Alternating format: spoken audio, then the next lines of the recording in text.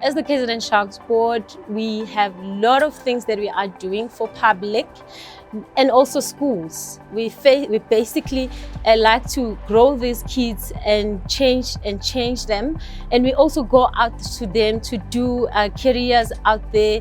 We teach them about these new things, about also our research that we do as KZN Sharks Board. We want them to learn more about this research that we do. I would like the learners to take out when they go back to school, open their minds, think about their box.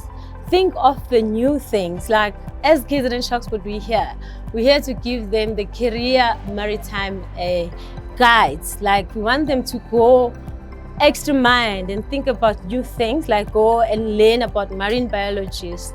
It will change the youngsters in terms of their minds, getting into new things, taking new careers in their future, and take it into science. That's the most important thing, doing their maths and science.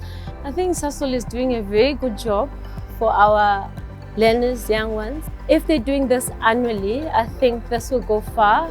The learners will be able to there's a lot of stakeholders that are here. I'm sure they're learning a lot of things. So I think Sasol should carry on do this for our young ones. They really need this.